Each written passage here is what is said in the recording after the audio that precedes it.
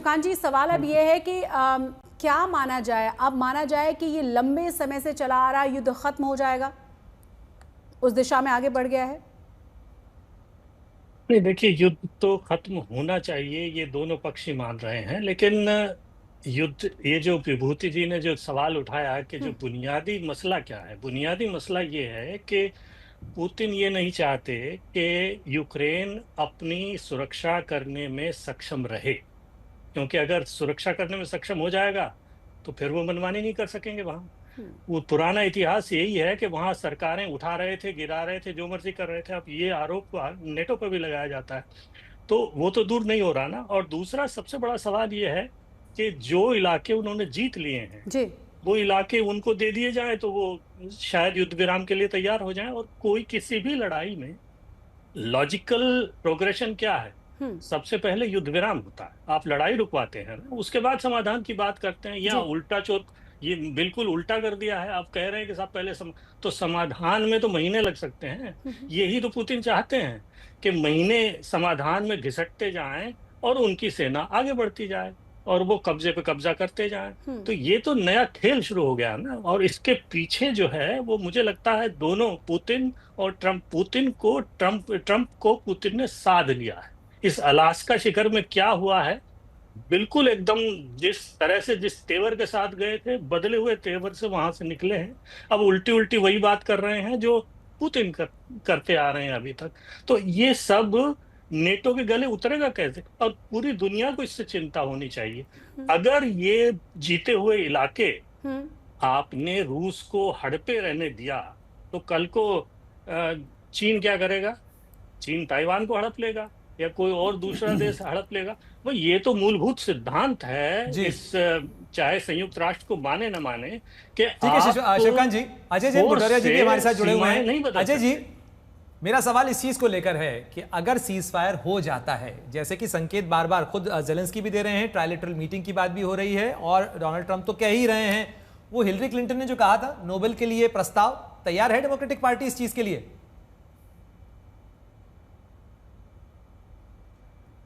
जी आप अनम्यूट कर लें अजय जी। अगर सीज फायर हो जाता है तो ये दुनिया के लिए, देश के लिए, सभी के लिए बहुत अच्छा है।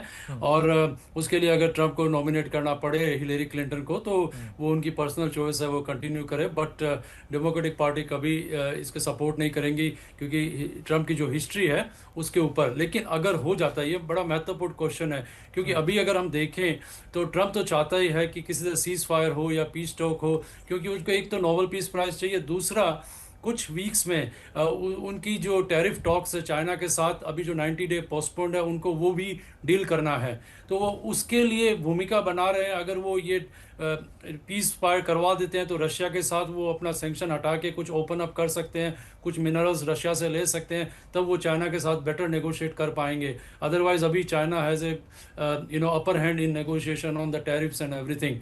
तो बिगर गेम में वो सब कुछ प्लान करके, इसीलिए इतनी स्पीड से ट्रम्प पुतिन के साथ मीटिंग करी और अब यहाँ पर मीटिंग कर रहे हैं। तो एक साथ मीटिंग्स कर रहे हैं, कोशिश कर रहे हैं। लेकिन जो अभी जो प्रीवियस स्पीकर्स ने कहा, दो तीन चीज़ें जो मुद्दे अटके हुए हैं, ये सारा डिस्कशन अभी पुतिन के फेवर में जा रहा है कि वो लैंड को, क्रीमिया और डॉनबास को रखेंगे। और साथ में जो ये जेलेंस्की सिक्योरिटी चाहते हैं कि but who will pay for the security? Is NATO ready to pay for the security? की उनकी हमेशा जो उनकी आर्मी को जो उन्होंने नए वेपन्स मांगे, नए डोम, आयरन डोम मांगा और वो सब चाहे। अमेरिका ने तो, ट्रंप ने तो सीधा हाथ झाड़ लिया कि मैं तो यहाँ वेपन्स बेचने आया हूँ। तो इस तीसरा एक इम्पोर्टेंट पॉइंट है कि अगर ट्रंप पीस भी चाहते हैं, लेकिन अमेरिकन कंपनियां हैं जिनको अपने वेपन्स का बेचना है, तो उनके लिए तो ये वार जितना कंटिन्यू रहेगा, उनकी अपनी सेल्स होगी और नेटो उसको पे करता रहेगा। तो मुझे लगता नहीं है कि ये सीज फायर हो पाएगा अभी।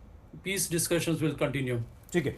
प्रोफेसर जोशी मैम, अंशु जी, हमें पता नहीं, अंशु जी मैम आप समझाइए कि वर्ल्ड डेमोक्रेसी में इसकी कितनी इम्पोर्टेंस है। लेकिन एक भारतीय होने के नाते, क्योंकि हम भारतीय इमोशनल होते हैं, भावुक होते हैं, सेंसिटिव होते हैं, वो जो लेटर दिया है वो बड़ा इमोशनल है। जेलेंस्की ने अपनी वाइफ की तरफ से, ट्रम्प की पत्नी को, मिलेनिया। और ये कहा है मैम उसमें कि बच्चों की खातिर, जो बच्चे मर रहे हैं युद्ध में उनकी खातिर, मैम इसका कुछ असर होता है और इसका दुनिया पर कुछ असर होगा मैम? सईद जी, हम भारतीय भावुक होते हैं, सेंसिटिव होते हैं, सब कुछ है, लेकिन हमारे ही कौटिल्य अर्थशास्त्र भी रचते हैं जिसमें कूटनीति के एक एक अंदाज को बड़ी बारीकी से समझाया गया है। तो ये सब कूटनीति के अंदाज होते हैं सईद जी, और अलग अलग प्रकार के कूटनीतिक एलिमेंट्स का प्रयोग किया जाता है जब नेगोशिएशन के लिए 2 या 2 से ज्यादा लीडर्स बैठते हैं। तो फरवरी 2025 की मुलाकात ज़ेलेंस्की को भी याद होगी, ट्रंप को भी याद होगी। आज मुझे दोनों ही थोड़े संभले हुए नजर आए, और ज़ेलेंस्की जो ये चिट्ठी लेकर के आए थे फर्स्ट लेडी ऑफ यूक्रेन की, first lady of United states of America के नाम, तो ये कहीं ना कहीं एक भावनात्मक तत्व जोड़कर उसमें जिस प्रकार की बात लिखी गई है, तो ये एक जोड़ करके आगे जब नेगोशिएशंस की बात होती है तो वहां पर फिर राह सरल हो जाती है। ये अलग अलग प्रकार के हम देखते हैं कि कैसे चेकबुक डिप्लोमेसी का प्रयोग किया जाता है, कल्चरल डिप्लोमेसी का प्रयोग किया जाता है। हम तो भोजन, मनोरंजन और ये तमाम जो सांस्कृतिक तत्व हैं, इनको भी कहीं ना कहीं कूटनीतिक तत्वों के रूप में इनका इस्तेमाल करते हुए देखते नजर आए हैं। तो निश्चित तौर पर आज जिस तरह से ज़ेलेंस्की की का अंदाज था, जिस तरह से पहनावा था, जो चिट्ठी लेकर के आए, तो वो एक इस बात को दर्शाता है कि ज़ेलेंस्की अब समाधान तो चाहते हैं, परेशान है, और पिछली बार से उनके जो तेवर है वो हमें पॉजिटिवली बदले हुए नजर आए। पिछली बार सुन नहीं रहे थे, थोड़े अपनी जिद पर अड़े हुए थे। इस बार जिस तरह से उन्होंने ट्रंप को साधने की कोशिश की, तो वहां से हम इस बात को समझ सकते हैं कि ज़ेलेंस्की अब चाहते हैं कि इस पूरी बात को, युद्ध को समाधान की ओर ले जाया जाए। लेकिन यहाँ ट्रंप ने जिस तरह से पासा पलटा, अभी तक सीज फायर करते चले आ रहे थे, और किसी भी युद्ध को जब हम समाधान की ओर ले जाते हैं तो बीच का माइलस्टोन सईद जी सीज फायर या ट्रूस ही होता है। आप 1953 में जो कोरियन युद्ध का आर्मिस्टिस अग्रीमेंट साइन हुआ था, जो ट्रूस अनाउंस हुआ था, आज तक वही चल रहा है। टेक्निकली दोनों नॉर्थ कोरिया और साउथ कोरिया के बीच युद्ध का अंत आज तक नहीं हो पाया है, लेकिन वो एक डीमिलिटराइज्ड जोन क्रिएट करके और फिर एक आर्मिस्टिस अग्रीमेंट कराया गया, और वो ट्रूस आज तक चला आ रहा है। और पिछले कार्यकाल के अंदर खुद डोनाल्ड ट्रंप जो है उस डीएमजेड के अंदर गए थे। अंशु जी लग जाए जी अंशु जी, लेकिन मेरा सवाल मेरा एक सवाल भारत की चिंताओं से जुड़ा हुआ है। देखिए, सीज फायर जब भी हो, जैसे भी हो, या समाधान हो, लेकिन वो जो 25% एडिशनल टैरिफ हम पे लगाया गया है, क्या उसके खत्म होने की कोई सूरत आपको नजर आ रही है? क्योंकि वो तो 20% ट्रेड तो खुद पुतिन डोनाल्ड ट्रंप की मौजूदगी में कह गए कि रूस और अमेरिका के बीच में ट्रेड बढ़ा है। देखिए, ट्रंप जो है वो आज क्या कह रहे हैं और कल क्या करेंगे, तो ये अभी हमें 27 तक एक तो इंतजार करना होगा, क्योंकि इस मुलाकात के बाद पुतिन ने हमारे प्रधानमंत्री से बातचीत की है। तो ये एक बड़ा पॉजिटिव डेवलपमेंट है जो हम देख सकते हैं। अलास्का में क्या बातचीत हुई, उसके हम नतीजे ये देख रहे हैं कि पुतिन की भाषा बोलते हुए हमें ट्रंप नजर आ रहे हैं ज़ेलेंस्की के साथ। पुतिन ने इसी बीच हमारे माननीय प्रधानमंत्री को फोन करके उनसे बातचीत की, सीधी सीधी बात की है। अब 27 को पुतिन और रशिया का हवाला देकर हम पर यह अतिरिक्त 25% का टैरिफ और मढ़ दिया गया है। तो अब इसको किस लागू किया जाता है, नहीं किया जाता है, क्या सूरत हाल नजर आती है, तो ये देखना बड़ा इंटरेस्टिंग होगा प्रणय। पर मुझे जो अभी डेवलपमेंट्स नजर आ रहे हैं, मुझे लगता है कि यहां से आगे 27 तक के बीच हो सकता है कि ट्रंप किसी प्रकार का यू टर्न ले, और हो सकता है कि निर्णय बदलते हुए भी नजर आए, क्योंकि जिस तरह से डेवलपमेंट्स चेंज होंगे रोज के, जिस तरह से डायनामिकली चीजें चेंज हो रही हैं, तो इसी को देखते हुए वो अपना डिसीजन लेंगे। हम ये देखें कि आज चाइनीज मिनिस्टर भी दिल्ली में है। उनके बारे में कहा जाता है इट्स ईदर माय वे और हाईवे, लेकिन उस हाईवे के ऊपर बहुत सारे यू टर्न है। क्यों सही? हमेशा, और कई बार, और वो हम सब देख चुके हैं। इसमें मेरा सवाल आपसे ये है कि जिस तरह से अलास्का की मीटिंग के बीच में आप देख रहे थे कि लगातार रूस की तरफ से हमले किए जा रहे थे, बहुत सारे ऐसे क्षेत्र से जिन्हें कब्जाया जा रहा था, जिन पर अभी हमारे मेहमान भी बात कर रहे थे।